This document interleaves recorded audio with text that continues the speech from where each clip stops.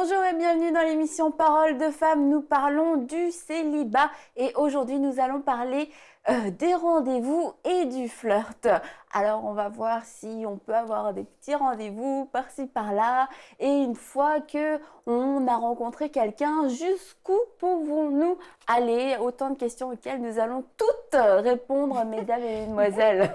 Donc déjà le rendez-vous, est-ce que le rendez-vous, Aurélie, c'est la première étape pour faire la connaissance avec quelqu'un? Est-ce qu'on est comme obligé d'avoir un rendez-vous, un rencard? Je pense que, en tout cas moi personnellement, je trouve que non, pas nécessairement. C'est sûr qu'à un moment donné, quand on apprend à se découvrir, à se connaître, c'est sûr qu'à un moment donné, il y aura des tête-à-tête, hein, sûrement, comme dans toute relation. Mais ce que moi je préconise souvent, c'est vraiment d'apprendre d'abord à se connaître dans un cadre de groupe, en fait. D'apprendre vraiment à se connaître, de chiller ensemble, de faire des activités ensemble, en groupe. Je trouve que c'est beaucoup plus facile, il y a moins de pression, il n'y a pas cette pression-là de l'engagement et sincèrement, je trouve aussi que un rendez-vous, un date, comme on dit un rencard, on va dire ça comme ça, un rencard, c'est un petit peu trop officiel. Je trouve que c'est assez officiel en général. Donc non, je préconise vraiment l'approche de groupe. Donc si toi, tu te faisais inviter par quelqu'un que tu connais pas spécialement, quelqu'un qui arrive dans ton entourage et qui te dit bah, Aurélie, moi j'aimerais bien t'inviter au restaurant pour qu'on fasse connaissance, ta réponse va pas être oui pour faire connaissance, tu vas plutôt choisir de faire connaissance d'une autre façon Exactement. d'abord. Exactement. Mhm. Et c'est sûr que si c'est quelqu'un que je connais déjà, je trouve qu'il n'y a aucun souci à faire des activités ensemble ou quoi que ce soit. Mais si c'est vraiment quelqu'un que tu ne connais pas du tout, c'est sûr que le groupe, déjà, ça amène aussi une certaine protection et ça me permet d'observer aussi la personne, comment elle interagit avec les autres, etc. Donc non, moi, je ne serais pas du tout à l'aise pour les tête-à-tête, là, si on ne se connaît pas, non, du tout. Mais parce que quelquefois, on croit qu'il faut le rendez-vous pour commencer une relation, même amicale, que ça commence par le rendez-vous. Mais en fait, finalement, quand on est déjà arrivé à l'étape du rendez-vous, c'est qu'il s'est déjà passé autre chose avant, finalement. Oui, ça va de soi parce que de toute façon, moi, je vois mal quelqu'un qui ne vous connaît pas venir vous inviter. Ce serait quand même un peu bizarre. Vous l'avez compris, n'invitez pas Aurélie comme ça. Il faudrait quand même que... Ouais, c'est vrai qu'il y en a qui le font, Mais t'aimerais pas manger gratuitement?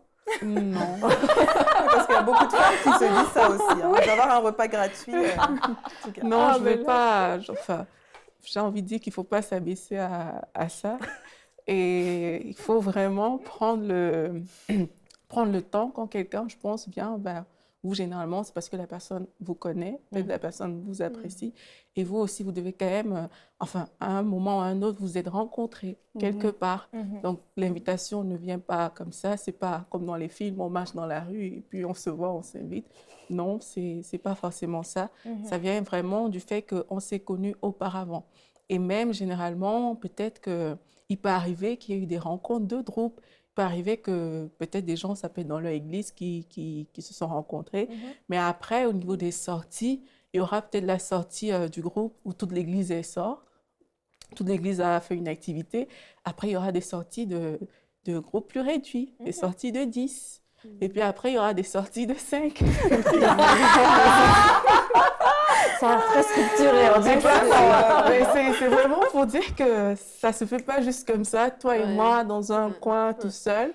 C'est comme une petite technique de l'entonnoir, je sais pas, dans laquelle les choses se font au fur et à mesure. Et c'est comme ça qu'on apprend à se connaître dans un grand groupe, un groupe plus restreint, et après en face à face. Moi, je pense que... Puis en plus, ça encourage les gens à être naturels. Quand on est dans un groupe, on va être plus naturel que si on est dans une date, là, un rencard, et puis qu'on va se faire le plus beau possible, on va faire attention à ce qu'on dit, la façon, on veut présenter bien, ce qui fait qu'on n'est pas soi-même, puis on peut, entre guillemets, tromper l'autre. Enfin, on s'entend, hein, il y a quelque chose de surfait hein, dans ce genre de relation.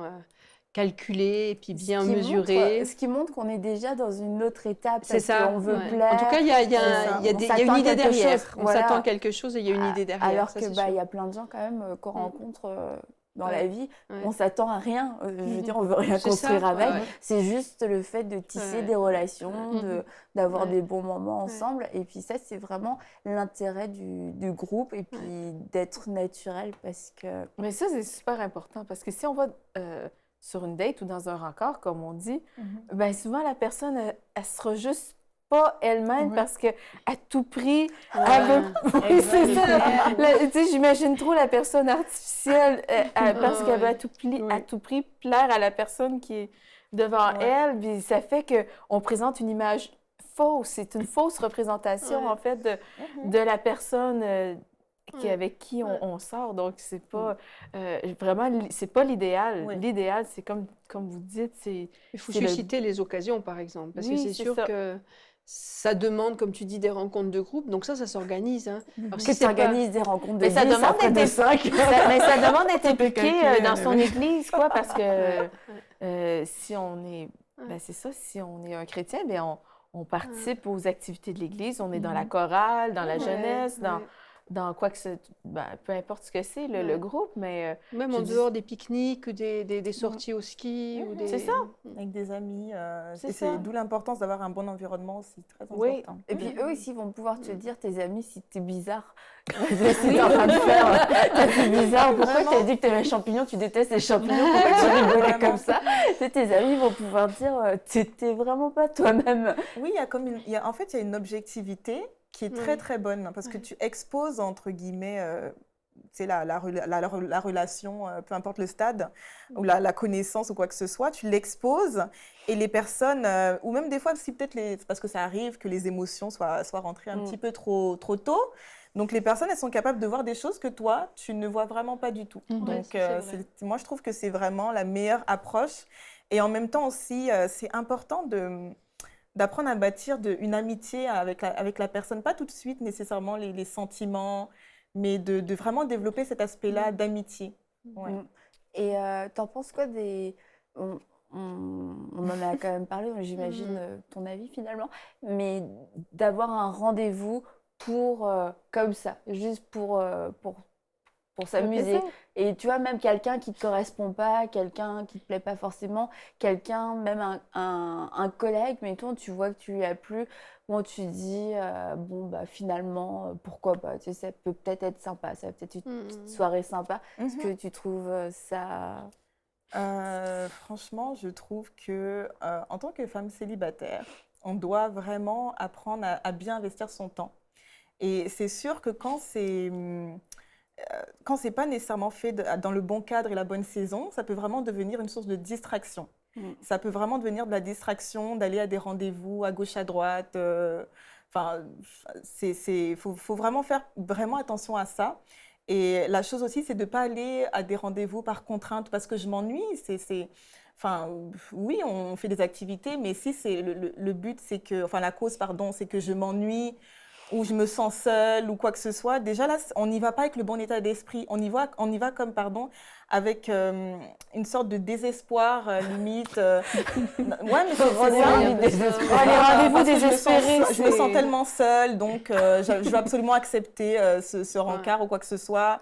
Ou ces gens, vendredi soir, tout le monde est sorti, il faut que je sorte. Donc, c'est important aussi, même à ce niveau-là, d'être vraiment dirigé par l'Esprit de Dieu. Et oui, de lui demander son avis, même avec les personnes avec qui on sort, et que ce soit en amitié ou pour un rencard, comme on oui, dit. absolument, je suis d'accord, Aurélie, parce que souvent, ça peut avoir l'air à prime abord, une personne vraiment, on va dire, lui, il est correct, il a l'air sympathique. Et puis pourtant, peut-être l'Esprit de Dieu peut nous donner le sentiment vraiment, on n'a tout simplement pas la paix. Oui, c'est ça, il dit, n'y va pas, il y a un malaise.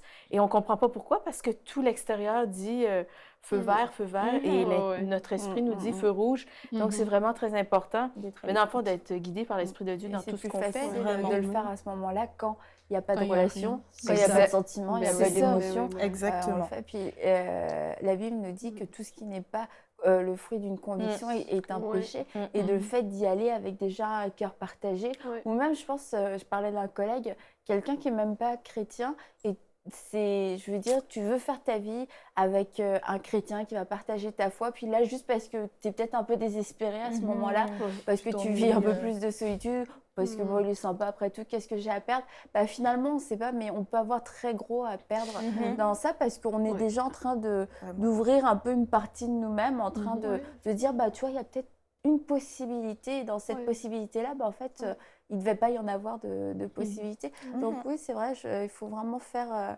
attention parce que le rendez-vous est quand même très banalisé aujourd'hui. C'est comme normal d'avoir... Il y a quand même une connotation de séduction dans le rendez-vous. Hein. Bon, ça, c'est beaucoup véhiculé par le cinéma, mais c'est la vérité.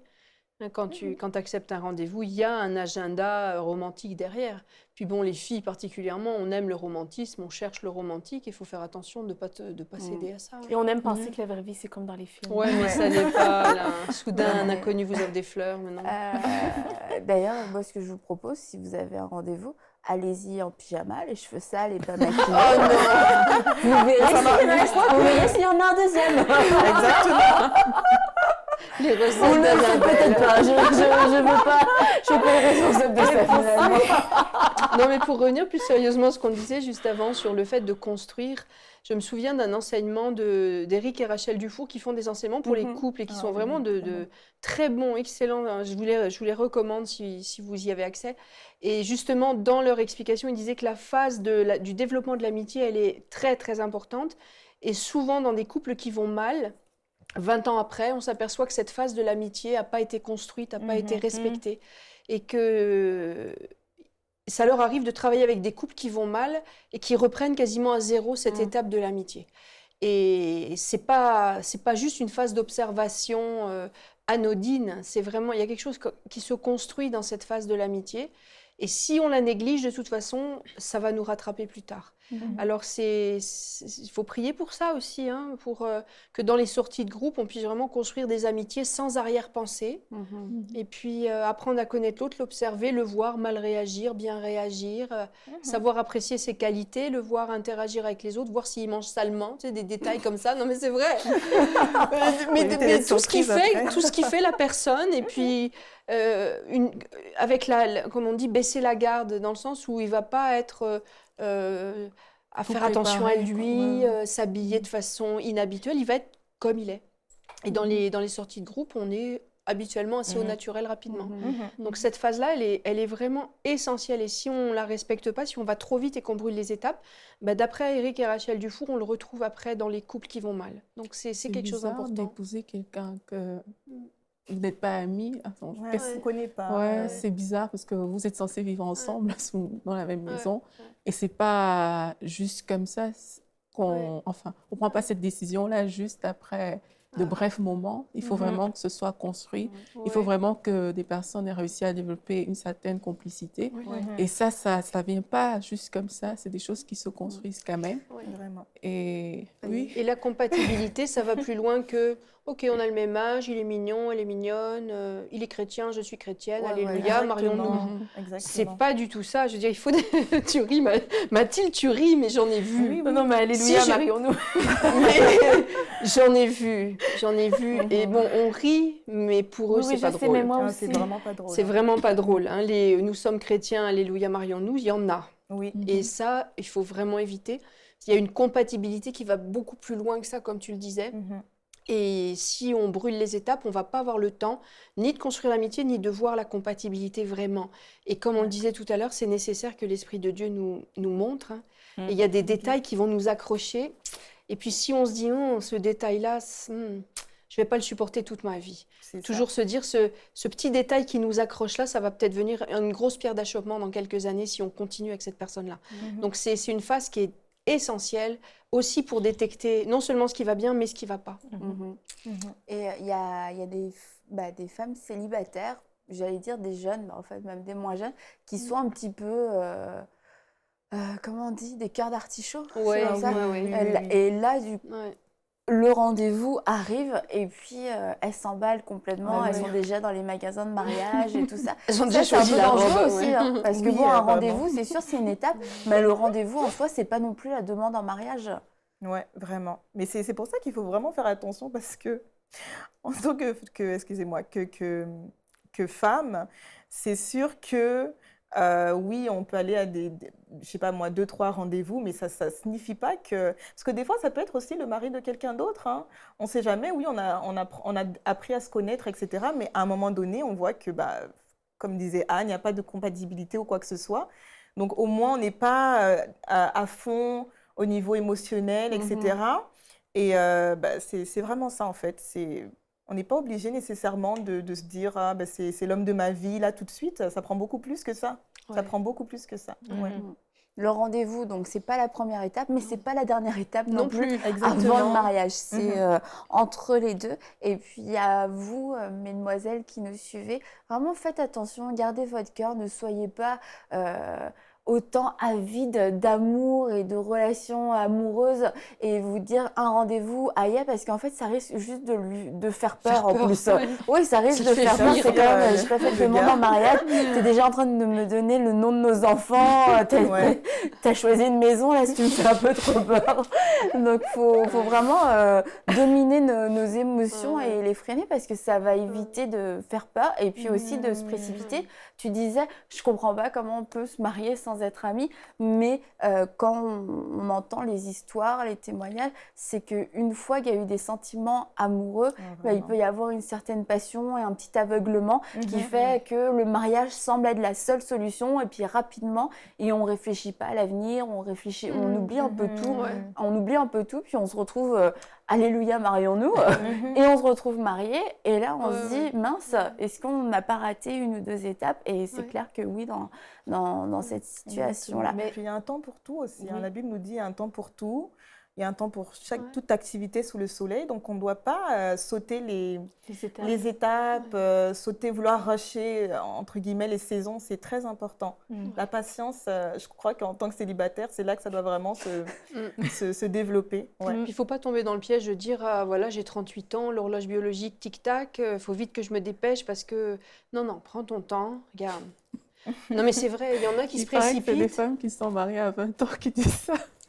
Mais il y a des femmes qui sont tellement pressées, dès qu'elles trouvent le bon gars, elles vont tellement précipiter les choses, elles ne vont pas construire les étapes correctement, elles vont peut-être même faire peur au gars qui va fuir à toutes jambes alors que c'était le bon. Aussi, hein. Et vice-versa. Et il faut y aller tranquille. Le temps de Dieu est parfait et il faut se remettre entre les mains du Seigneur pour que les étapes se déroulent vraiment correctement. Mais c'est vrai, il y en a qui se précipitent. Moi, j'en ai vu au sortir de l'école biblique et c'était ça. Ah ben, on veut servir les deux le Seigneur, tout va bien, ils sont mariés. Et j'en connais plusieurs couples qui se sont mariés, mais ça a toujours été des couples un peu boiteux, qui fonctionnent pas bien. On sent que ça accroche. Ils n'ont jamais été vraiment épanouis. Ils ont été trop vite aux conclusions aussi. Et ils n'ont pas posé les bases, ils n'ont pas pris le temps d'apprendre à se connaître correctement. Et c'est tellement dommage parce que si ça se trouve, s'ils avaient pris un peu plus de temps, qu'ils avaient fait correctement les choses, jamais ils auraient eu tous ces problèmes. Ça, c'est clair. Ça ne veut pas dire qu'ils se sont mariés avec la mauvaise personne, c'est juste qu'ils ont été trop vite et ils n'ont pas pris ce soin. Il ne faut pas se précipiter, c'est tellement fondamental et c'est votre vie. Là. C'est des années. C'est ça, il ne faut pas juste se baser sur le fait de on est chrétien, tu es chrétien, on se marie. Mais je peux raconter une petite histoire pour des fois, les gens vont un petit peu trop vite. Joël était à l'école biblique quand il avait peut-être 18 ans et il est allé manger un hamburger avec une fille et elle l'aimait bien, mais lui... Elle a ouvert, il t'a mis la bague dedans. Mais tu sais, il mange un burger et là, elle lui demande combien d'enfants il veut et commence exactement ce que tu as dit. Tu sais, elle commence à dire que moi, je veux 3 enfants, toi, t'en veux combien? Et lui, il a perdu l'appétit complètement. Mais ça, c'est un exemple qui fait... c'est des choses comme ça qui font fuir des fois les prétendants parce que, Joël, il la trouvait bien gentille, mais pas plus que ça. Et puis, c'est sûr que je pense qu'il aurait pu avoir plusieurs opportunités. Souvent, l'école biblique, c'est un milieu. C'est légitime, c'est un bon milieu, mais c'est pas le but. Je vais aller à l'école biblique pour me trouver quelqu'un. Et en anglais, c'est Bible College, mais là-bas, ils appelaient ça Bridal College. Le collège des mariages. Parce que les gens, souvent, allaient là, pas nécessairement pour grandir spirituellement, mais c'était vraiment un endroit où je vais trouver l'âme sœur. Et nous, je pense que Joël et moi, on est l'exemple, un exemple parfait vraiment où on a construit l'amitié. On s'est rencontrés dans le portique, dans l'entrée de l'église. On a fait connaissance dans le groupe de jeunesse pendant plusieurs mois. Et moi, je me souviens, on était dans l'auto avec d'autres amis. On allait faire une activité ensemble. J'ai dit, en tout cas, moi, quand je vais trouver le gars, il va me tomber du ciel parce que là, présentement, je cherche pas et mon mari est assis à côté de moi. Mais je veux dire, on n'était que des amis. C'est vraiment toute l'optique qu'on a du célibat. Moi, je cherchais pas, j'étais pas désespérée. Mais c'est ça qui attire les gars, les filles qui cherchent pas. Oui, les filles qui sont bien dans ce qu'elles font. Et puis, après, et là, ça les attire comme des mouches. Hein. Mais c'est ça ce qu'il m'a dit après. Il trouvait ça trop charmant que j'étais super indépendante. Il a trouvé ça. C'est bon. Et puis au niveau des rendez-vous, en plus, ça évite des déceptions parce que toi, le gars, il t'invite. De l'argent. C'est ça, le gars t'invite. Tu as déjà fait tout un scénario dans ta tête. Après, tu te retrouves le cœur brisé. Mais non, il y a quelque chose qui ne va pas. Il faut prendre son temps. Et on se connaissait bien avant même que les émotions, les sentiments plus... Oui, c'est ça, plus amoureux. En résumé, il ne faut pas avoir l'air trop disponible. Vous comprenez ce que je veux dire? Oui. Si tu as l'air trop disponible, trop sur le marché, là, tu fais fuir le chaland. Oui, mais si tu as l'air trop non... Non, il ne faut pas tomber dans l'excès inverse. Oui, mais il faut un équilibre. Mais la fille qui est pas spécialement... C'est vrai que les garçons, ils n'aiment pas ça. Hein. Je le vois parmi les jeunes, dans notre église, et puis aussi à l'école biblique, comment ils agissent. Souvent, les filles, c'est plus les filles que les gars. Ça peut arriver que ce soit les garçons. Mais c'est beaucoup les filles qui agissent comme ça, parce que c'est légitime, puis c'est correct, mais les garçons, ils sont plus lents à la détente. Là, il faut pas trop se précipiter dessus. Alors, une fois que le rendez-vous est accepté, on parle des célibataires, mais bon, quelquefois, ça s'enchaîne vite. Hein. Premier rendez-vous, bon, on ne se déclare pas encore en couple sur Facebook. Donc, mais on va juste en parler rapidement dans les quelques minutes qui nous restent. Quels sont les à faire et à ne pas faire? Parce que ça fait débat. Et puis, en étant assez large et assez vague, finalement, on ne répond pas trop à la question. On sait qu'on va se garder. Donc, pas de relation sexuelle avant le mariage, mais entre aller boire un café et pas de relation sexuelle, il y a comme un monde là. Vraiment. Donc, quelles sont les choses qu'on peut se permettre, qu'on peut ne pas se permettre dans une relation? On n'est même pas forcément fiancé, mais quand on parle de flirt, c'est quoi qu'est-ce qu'on peut se permettre? Il faut faire attention de ne pas se mettre dans des situations qui pourraient devenir vraiment... dangereuse. Hein. Et souvent, ce qu'on dit, essayez de pas vous retrouver tous les deux tout seuls dans un coin. Juste être dans les lieux publics. Tu te rends compte, tu vas au restaurant, tu fais... Souper avec des amis. Tu fais souper avec des amis. Je veux dire. Mais se retrouver tous les deux hors du regard éventuel de personnes, c'est se mettre en danger. Donc, faut pas, on n'est pas non plus complètement arriéré et puis à se regarder à 500 mètres avec un chaperon, mais il faut être raisonnable. Surtout, on est dans une époque très permissive et il faut si on veut se garder, qu'on est sérieux là-dedans, il ne faut pas se mettre dans des situations qui pourraient être compromettantes. Ça, c'est clair. Oui, ça prend beaucoup de... Enfin, oui, la sagesse, même pas beaucoup, un peu de sagesse. Un peu de sagesse, oui. Parce que c'est un choix, en fait, qu'on a fait. Nous, on sait qu'on est des femmes chrétiennes et puis on sait qu'on veut plaire à Dieu. Donc, ça veut dire qu'on a pris le choix aussi de se garder parce que c'est ce que le Seigneur nous demande. Et vraiment, prendre, comme tu dis, se donner les moyens, en fait, d'arriver à cet objectif-là. Ouais. C'est ça, en fait, qu'on préconise dans ces cas-là, c'est vraiment se donner les moyens et chacun sait jusqu'où il peut aller. Exactement. Mais pour éviter vraiment des débordements, parce qu'il y a des personnes qui se disent que moi je sais que je peux me contrôler, même si je suis seule avec lui, il n'y aura pas de problème. Mais tu ne sais pas jusqu'où la personne en face peut aller et ce n'est pas toujours ce qu'on dit qui est vrai, parce que c'est quand on est dans certaines situations qu'on réalise qu'en fait, je n'étais pas si forte que ça, au final. C'est comme quand tu manges du chocolat, tu te dis j'en prends juste un, puis voilà. À la fin de la soirée, il n'y a plus rien dans la boîte. Je vais faire l'exemple du sac de croustilles, des chips. Ouais, aussi. T'en manges une, il faut voir le fond après. Voilà. Non, c'est plus s'arrêter. Non, c'est vraiment non, mais ça. c'est vrai, hein. Une chips en amène une autre. Oui, voilà. Exactement. Vraiment. Puis on peut s'en parler aussi, hein. Les deux jeunes peuvent s'en parler, enfin les deux personnes, c'est pas Ah forcément ben, des c'est tout jeunes. important, oui. C'est vraiment ta limite sera la mienne. Hein, parce que Mhm. les limites sont pas. Je dirais peut-être que déjà se tenir la main chez un des deux, ça va être la catastrophe, alors que. Non, mais Il y en a il un faut qui va connaître. prendre feu déjà. Non, mais c'est c'est vrai. culturel, mais c'est vrai. culturel aussi. Les limites des uns ne sont pas les limites des autres. Donc il faut, je veux dire, on n'est pas prude, il faut s'en parler. Et puis, mais même le fait d'en parler, ça va démystifier aussi et ça va déjà faire tomber un risque. Est-ce qu'on peut s'embrasser? Mais comme je disais, ta limite n'est pas ma limite. Ça dépend de ta culture. Tu vas pas agir dépendamment de ta culture, ça va avoir une certaine connotation. Et je pense qu'il faut vraiment s'en parler, mettre à plat. Puis aussi, d'une église à l'autre, il faut aussi respecter les autorités qui ont été mises dans l'église. Si votre pasteur vous enseigne telle chose, ben, respectez-le puis obéissez. Ouais, Et puis, ça, c'est vrai. je veux dire, on n'est pas en train de donner une règle universelle. Là, on a des auditeurs en Afrique, en Europe, au Canada, de toutes sortes de cultures. On ne peut pas donner de règle universelle. A-t-on le droit, Exactement. n'a-t-on pas le droit? Que dit votre conducteur spirituel? Que dit votre pasteur? Les pasteurs. Est-ce que quand je le fais, est-ce que ça honore Dieu aussi? Parce que des fois, on veut pousser jusqu'à une certaine...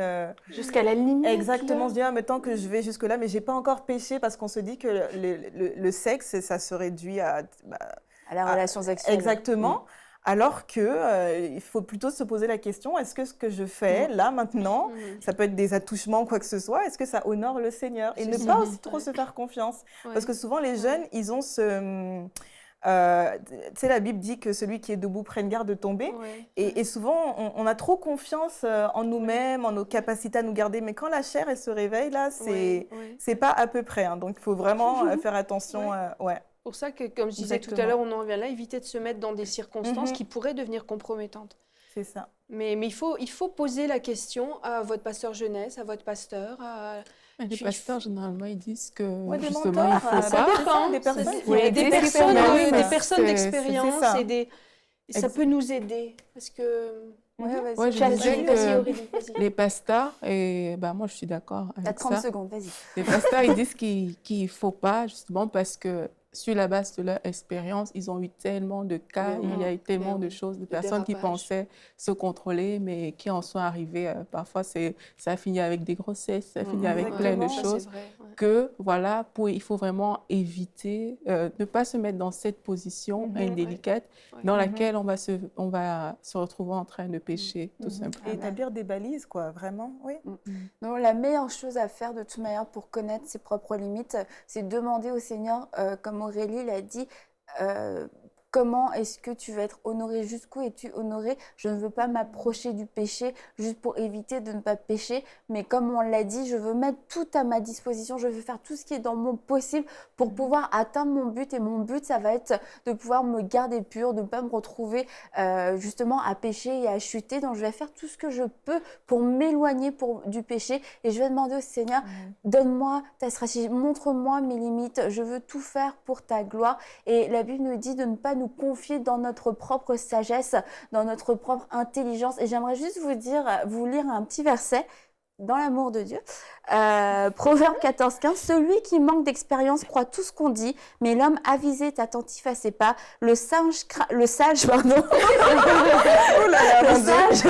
le mal et s'en détourne, tandis que l'homme stupide se montre arrogant et plein d'assurance. Donc ne soyez pas cette personne remplie d'elle-même. Moi je peux aller à des rendez-vous, moi je peux faire ci, moi je peux faire ça, je peux embrasser qui je veux, je connais mes limites. Non, vraiment ne soyez pas remplis d'arrogance, parce que celui qui est debout Prenne garde de tomber. c'est Le ça. singe m'a perturbé. Vraiment, ne soyez pas arrogant et plein de vous-même. Demandez humblement au Seigneur quelles sont mes limites, quelle est la limite que toi tu me donnes, parce que je vais avoir des relations qui vont te glorifier. Et demain, nous allons parler de l'abstinence. Comment vit-on son abstinence en tant que célibataire? Et celle-là aussi, vous voulez l'entendre. Donc, à demain pour une prochaine émission de Paroles de Femmes. Envoyez-nous votre témoignage à paroledefemme@enseigne-moi.com.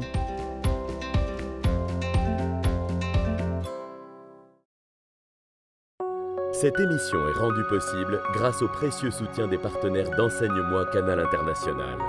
Retrouvez tous nos programmes sur enseigne-moi.com.